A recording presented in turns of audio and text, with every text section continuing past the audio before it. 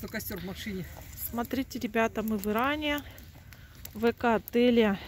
Забыла, как называется. Никто не подсказывает, не помнит. Ну ладно. Матинабад.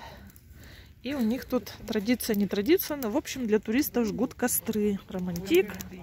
Сидим. Смотрите, искорки убегают. Нам привезли целую машину дров, чтобы, значит, нам хорошо сиделось. Подбрасывать дальше, наверное, мы должны сами. Вон наши девчонки тут, мальчишки обустроились. Ну все. Надо было хлеба и жарить на палочке по-пионерски. Значит, картошка фри разогреть. Да, тогда лучше сырой картошки. Такая древесина, она быстро прогорит. Ну да, а что-то уже прогорело почти. А что тут еще ломать пошел? Нормально? Только не ставь. Вот это мы вот так отдыхаем. Вот так вот у нас все интересно. Собака там ходит.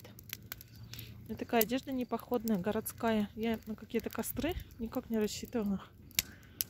Получается. Тут вот так. Народ почти не видно. Ой, все будут думать, куда это мы так съездили, что в Иране костром пахнет. Искорки убегают. И луна, не знаю, видно не будет.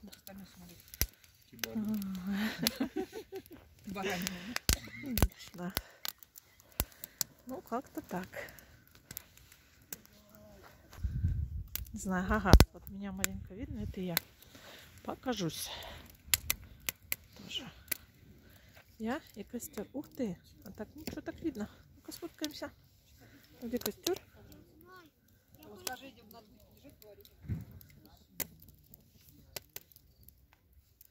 Ну, не знаю, что получится. Ну да ладно.